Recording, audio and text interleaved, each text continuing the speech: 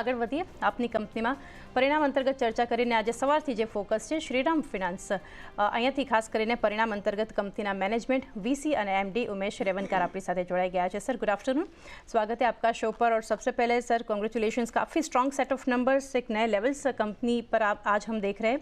जो पॉजिटिविटी है शुरुआत करेंगे sir, loan growth better than analyst estimate जो यहाँ से था, एसेट क्वालिटी में एक इम्प्रूवमेंट है, ओवरऑल एक स्ट्रॉन्ग सेट ऑफ नंबर्स जो देख रहे हैं, कहाँ से सपोर्ट मिल रहा है, आपके ओपनिंग कमेंट्स क्या रहेंगे सर? देखिए ओवरऑल द क्रेडिट डिमांड बहुत अच्छा रहा है। रूरल अर्बन एवरी सेगमेंट हम अभी कमर्शियल व्हीकल फाइनेंसिंग में है, कंस्ट्रक्शन इक्विपमेंट फाइनेंसिंग में है हम, और एसएमई में है, और टू व्हीलर में सब सेगमेंट में एक अच्छा डिमांड है। Specially for two wheeler A festive period में नॉर्मली डिमांड ज्यादा रहता है।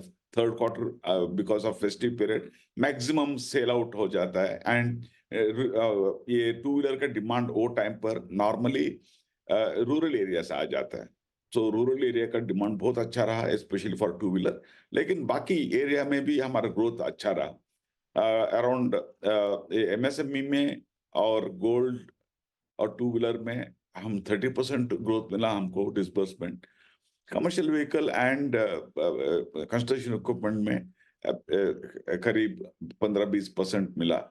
और पैसेंजर व्हीकल का डिमांड बहुत अच्छा है, और इस बार पैसेंजर व्हीकल का demand rural and semi urban दोनों साइड से बहुत अच्छा आ रहा है।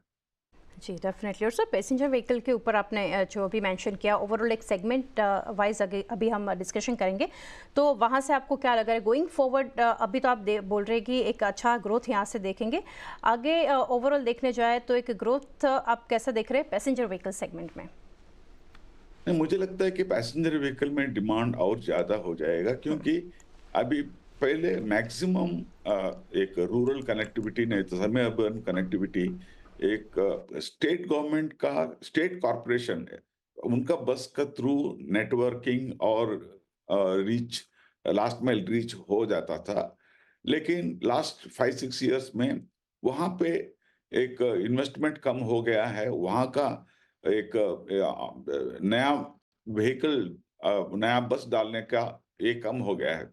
सो ऑटोमेटिकली प्राइवेट में डिमांड ज्यादा हो रहा है। So I think the private demand future में भी अच्छा रहेगा, क्योंकि ये one is there is a aspiration हम बोल सकते हैं कि टू व्हीलर से फोर व्हीलर अपग्रेड भी हो रहा है। बहुत लोग सेकेंड हैंड फोर व्हीलर का डिमांड भी बढ़ रहा है। This for personal purpose, even for the public transportation बहुत सारा एक नया डिमांड आ रहा है वहां पे। एंड मुझे लगता है कि बहुत अर्बन एंड सेमी अर्बन में इसका डिमांड बढ़ेगा। जी डेफिनेटली। आगे सर नेक्स्ट सेगमेंट के ऊपर बात करेंगे, वो है टू व्हीलर ग्रोथ जो है यहाँ से हम देख रहे हैं स्ट्रॉन्ग एंड रोबस्ट। तो outlook on AUM growth going ahead आप कैसा शेयर करना चाहेंगे, और कौन सा सेगमेंट रहेगा जो ग्रोथ को ड्राइव करेगा यहाँ से? टू व्हीलर एक एक नॉर्मली फेस्टिव पीरियड का एक रहता है, वो उस टाइम पर मैक्सिमम सेल रहता है। फिर भी two wheeler will remain consistently growing ऐसा लग रहा है मुझे। एईएम ग्रोथ हम for the full year 20% expect कर रहा है, क्योंकि मोमेंटम तो बिल्डअप हो गया है। फर्स्ट 3 क्वार्टर में हमने 20% ग्रोथ किया है। So fourth quarter also will remain 20%। So मुझे लगता है कि कंस्ट्रक्शन इक्विपमेंट का डिमांड भी बहुत अच्छा रहेगा, और बाकी सब एवरी सेगमेंट एसएमई और गोल्ड सब में एक डिमांड अच्छा मिलेगा, क्योंकि एक मर्जर के बाद एक सिनर्जी डेवलप क्या हो गया है उसका एक एडवांटेज हमको मिल रहा है। जी उमेश सर, आगे बात करेंगे इकोनॉमी को लेकर। आप कैसे देख रहे हैं अभी इकोनॉमी को, और स्पेशली जब बात करते हैं outlook on spends behaviour of customer, और स्पेशली इन्फ्लेशन इम्पैक्ट कुछ देख रहे हैं आप? हाँ, इन्फ्लेशन इम्पैक्ट लास्ट ईयर हमको ज्यादा देखने के लिए मिला। लोग स्पेंड करने में थोड़ा एक स्पेशली रूरल एरिया में स्पेंड कम हो गया था last year, but this year it is change, ये बिहेवियर चेंज हो गया है। रूरल का डिमांड और रूरल का क्रेडिट डिमांड भी बढ़ गया है, स्पेंड भी बढ़ गया है। मुझे लगता है कि rural will continue to grow.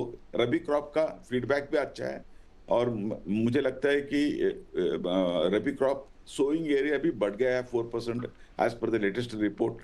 उसका वजह से मुझे लगता है कि ओवरऑल रूरल का डिमांड और रूरल स्पेंड दोनों बढ़ जाएगा। जी, तो सर रूरल इकोनॉमी के फ्रंट पर अगर आपके कमेंट्स अगर लेना चाहे तो कुछ स्ट्रेस गोइंग फॉरवर्ड अब नहीं दिख रहे ना वहाँ पे? नहीं, रूरल एरिया में कोई भी स्ट्रेस हमको नहीं दिखने के लिए मिल रहा है। फिर भी थोड़ा एक रेन्स का पैटर्न चेंज होने के वजह से हुँ।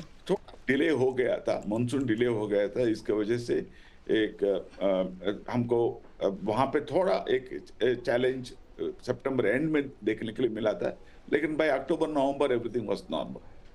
Okay, definitely sir.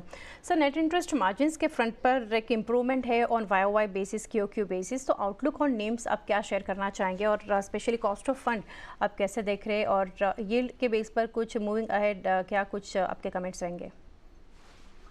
Cost of fund अभी ऑनशोर एंड ऑफशोर दोनों लिक्विडिटी अवेलेबिलिटी तो अच्छा है, लेकिन around 5 to 10 basis point cost of fund में इंक्रीमेंटली थोड़ा बढ़ सकता है।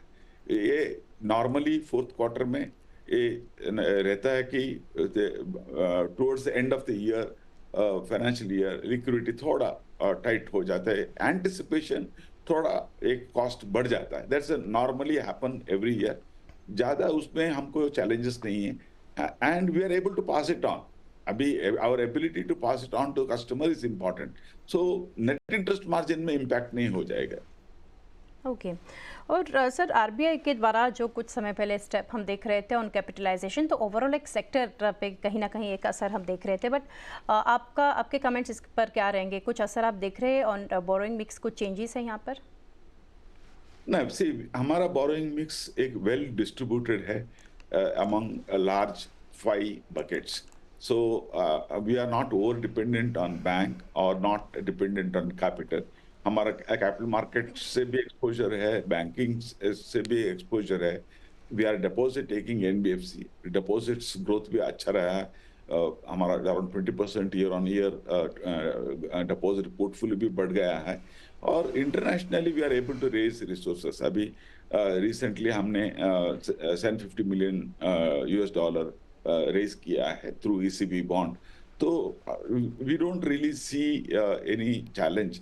वो since we have well distributed liability plan, हमको ऐसा नहीं लग रहा है कि there will be any kind of a challenge on raising resources. Ji.